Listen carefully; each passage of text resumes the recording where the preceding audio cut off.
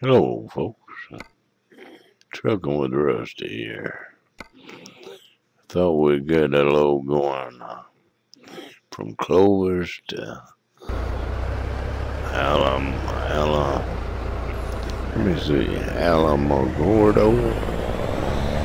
due west, straight across the state. And it's 286 miles in New Mexico. And we'll be heading west. We're over on the east side of the state now. Go down and get us 52 tons of Kentucky bluegrass hay. Best hay that side of the Mississippi.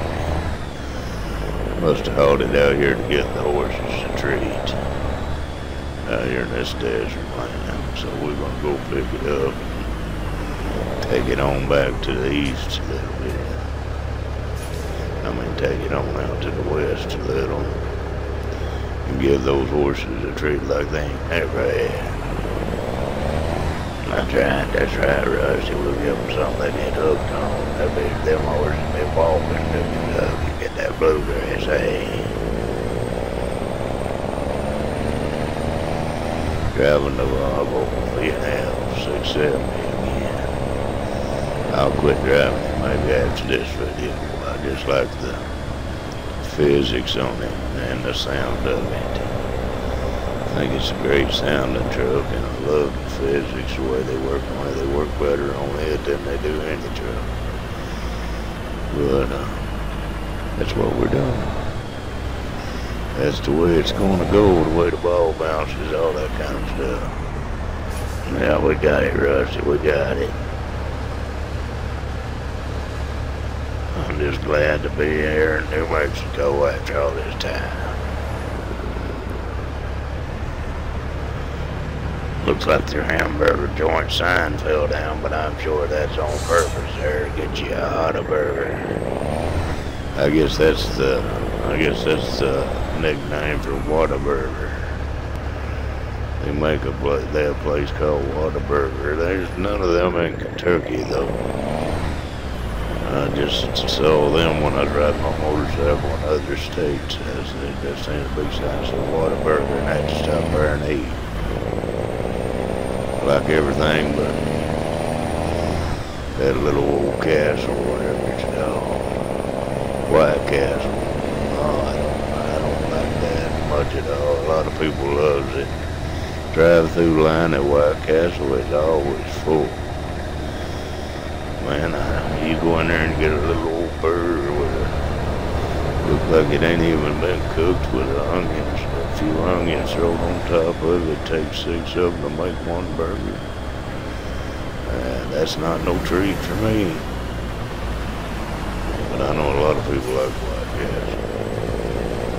Yeah, I'm one of them, Rusty. I'm one of them. Sometime when I was riding my motorcycle, my brother would whip in the White Castle. He liked it. And man, I just didn't. I just said, man, couldn't you find no better place to eat? And we'd go in there and eat, though. He usually led the way. He wanted to be leader all the time. So I followed along. So let's go get this hay and head her down the highway. Get these big wheels rolling.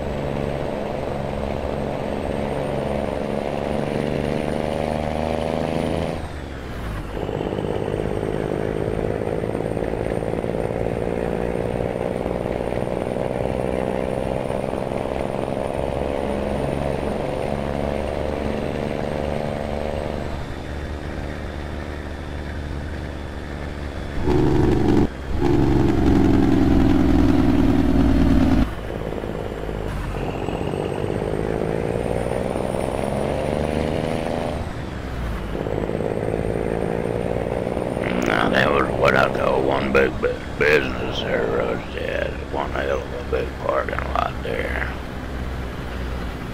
What I was thinking too, Ralph, about the biggest business we've been in to get a load. Yeah, I thought so. What are you gonna do? Just run over the hump there a little bit? Yeah, if that's what it takes, it'd be easier to try to back up and line up with it. Yeah, we ain't got time for that. Global Meals, the big company right here in New Mexico, folks. Classic cars everywhere you look. Yeah, I used to load a little way in my teenage years to make money. Bales will probably weigh 70, 75, 80 pound green. When they first cut the stuff, we'd load it. Be 2 or 3 folks on the ground loading on a 2-ton truck. Pretty good little pitch up there. The man that had it hard was the man that worked on the truck, though. That stood on the bed of the truck and stacked all day. He had to handle every bale. Us fellers on the ground just had to handle about every third bale. So the man on the truck really got wore down. Then you had to take it and back up under a barn and put it up in the loft of a barn or stack it somewhere. And the time you got, and it's always 100 degrees when you done that. Be itching to death and burning up. That's a rough way to make about $2 to $3 there back in the days. Get you enough money to buy you a hamburger, a pop, and take your girlfriend home one little short date. Back in the day. But that's a job I wouldn't wish on nobody at loading hay. Cause it sure is tough. Now that's how we made our money growing up over us. We get out there and load hay, do construction work, carpenter work on houses and barns, cut tobacco and top tobacco. What else we do? We pick corn, everything else, you name it, we did it. Yeah, we need a little money for gas for the old trucks and cars around. Now that's about all we got out of a day's work, enough for gas and hamburger and a drink, and take them girlfriends out like you said for a little dinner, a little quick hamburger and all that stuff. Yeah, that's right. That's what we done. Well, my wife sure didn't marry me for money, people. I didn't have none. I had to go borrow $50. My mother always told me that you gotta have $1,000 in the bank to get married, so you get a good start in life. And that was back in 76, 77. $1,000, a lot of money back then. And said you gotta have $1,000 to get married. I said, well, only 50, and I'll go get married and see. So that's the way I got married. So she didn't marry me for money because I didn't have any. But we paid back the 50 and we survived and made it fine. Stuck together like glue for many years. That's right, Rusty, that's right. I like that Mustang right there. I've took terrible face rides in those things. Yeah, I drove one night. Cops just love to pull them things over when teenagers drive on. Had a big pack of rolling paper on the dashboard. It wasn't mine, it was just in the car. But when the cops seen that, they went to searching and asked if they could search the car and all this and that. I watch over and they searched the car and all this and that. Told me to go go home. I lived in Lee County, so I decided to go to Adler County after he stopped me. So I went to Adler County and I met him again, but he never noticed me, so he just kept on going after he done told me to go home. I didn't figure he had no right to tell you to go home. Anyway, I was driving a Mustang Cobra, just like that one, but it was a Cobra. I had the big snake on the ceiling, run down the ceiling with the dome lights and all the chrome going from the console all the way up to the top of the top of the ceiling and back to the back seat. Those Cobras was nice. Mustang never did have a good front end in it though. They was always weak. The steering and all that just wasn't that great in them. Had a way too bigger engine for the car. It's like them Ford Granadas. Ford Granada never had a good front end. You just barely could drive them about half the time. Mustang was a little better than that. Not a whole lot. Yeah, you got that right, Rusty.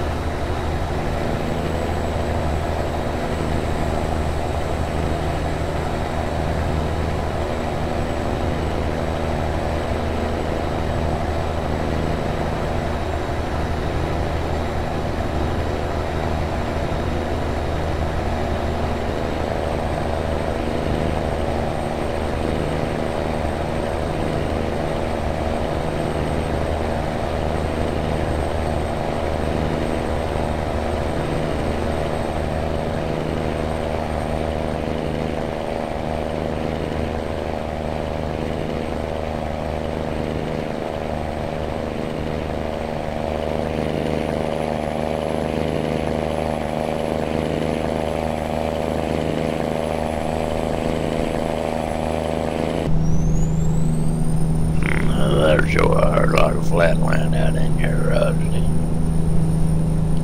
I reckon there's some big mountains somewhere, Ralph. We just ain't got to them yet. About so far, all I'm seeing tabletop level, maybe a little hill here and there. We'll find some mountains. Maybe SCS ought to do like coast-to-coast mountain. Maybe they should take Interstate 40 and just run one interstate to the other end of the United States and put a town about every 100 or 200 miles, put one of the major towns in, and leave it like that till they can add on to other cities in the states, and that way they'd have it coast to coast, but they wouldn't have it completed.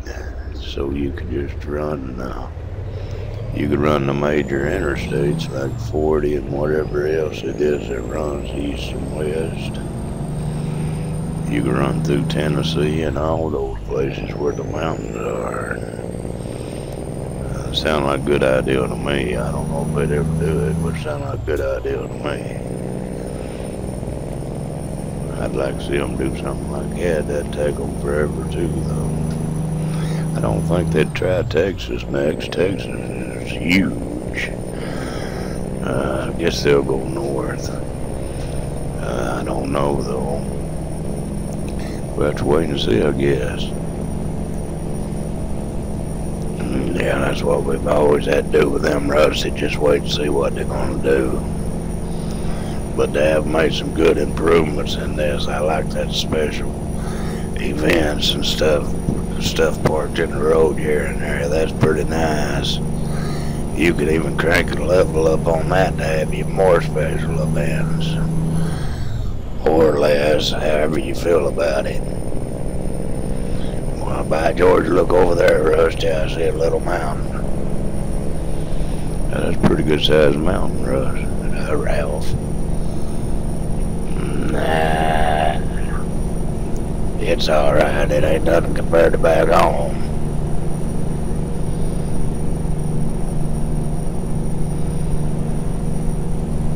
You gonna let old Buzz pass you, Rusty? He ain't on 52 ton round. Well, I guess that's right too.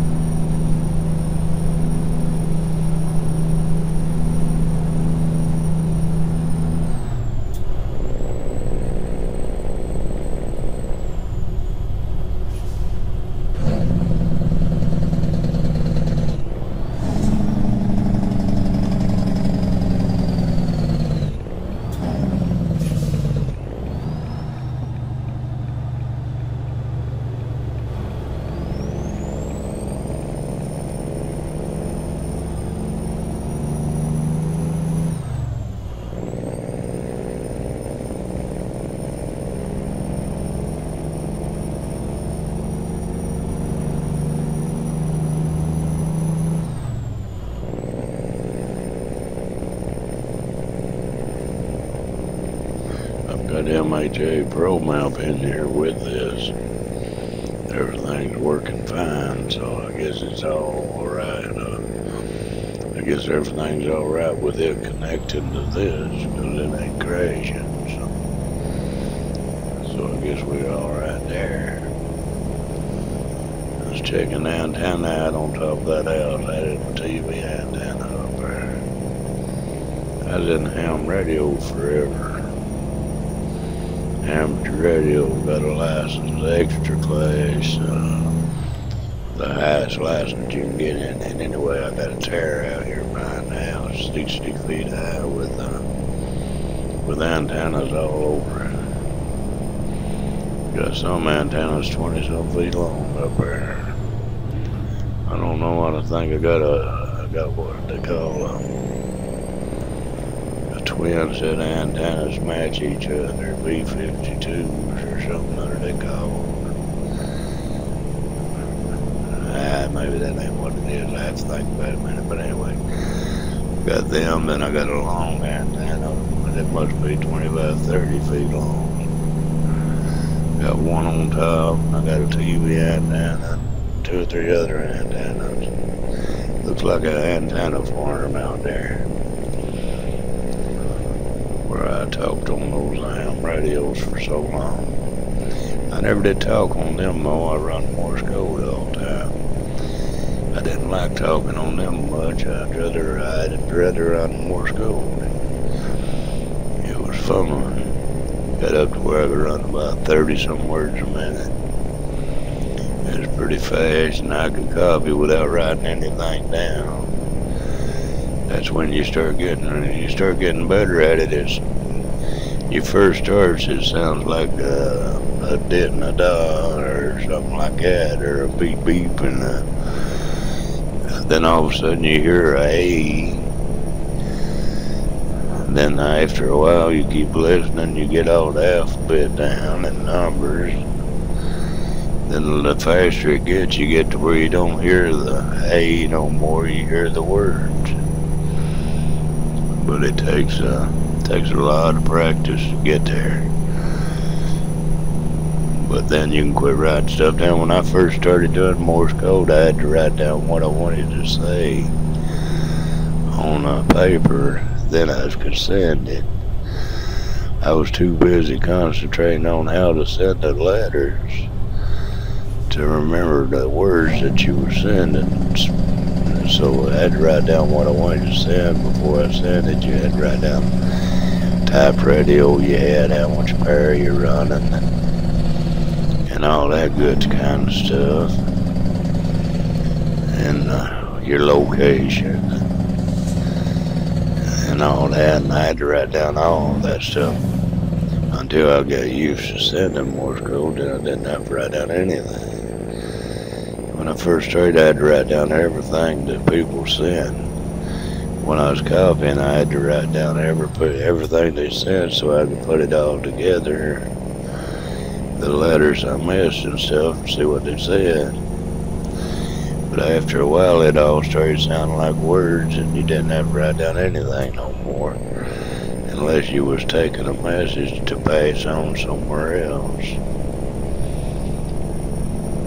I was net controller of a Kentucky slow-speed net, probably for 3 or 4 years. Done it 3, 4, 5 nights a week, whatever they needed me to do it. Most time it'd come out 4 or 5 nights a week.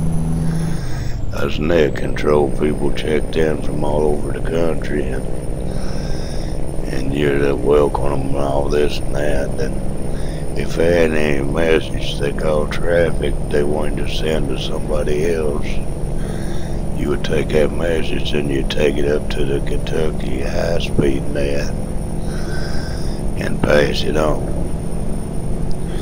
That's the way in cases that if everything went down in the world, like all the phones and all that stuff, if all that went down, ham radio would still be going. Because all it takes is a long wire made out in the yard and the backup batteries, and you're ready to roll.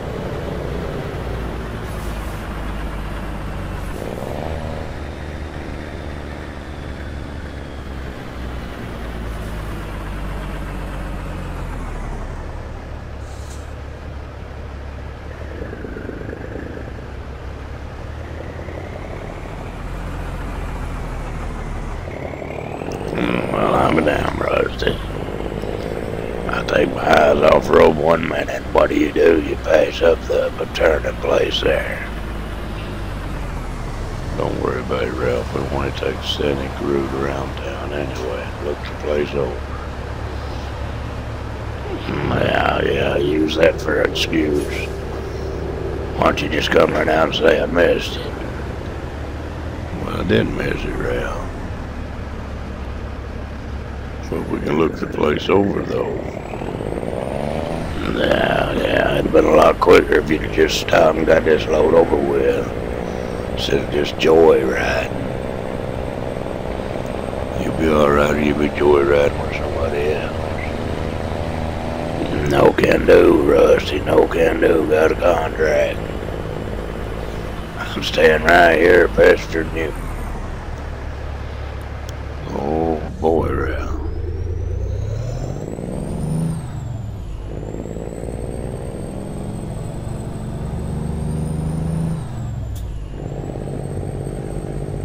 When all them satellites are down or interfered with and all that kind of stuff, ham radio will be the last thing working. I had a great system set up here. I had a knife switch in there. I had a power supply, 30 amp power supply to run the radios. Then I had a knife switch under the desk with a deep cycle batteries, 2 deep cycle batteries there. And all I had to do is turn the switch off for the power supply in case the electric come back on, and flip that knife switch up. Then I had full power again, ready to go. Just flip one switch and was ready to run off the battery. You know, you can make an antenna out of just a piece of heavy wire. You just measure for the frequency and measure and calculate and cipher and see what length of wire you need for the frequency. And some of them like 120 feet on each leg, 2 legs. Make it, hang it up in a V shape out in the yard. Then you've got an antenna made out of a piece of wire. So it don't take a whole lot to talk around the world on ham radio. So here we are, folks. We're going to pull her in here and park her. Thanks for trucking old Rusty.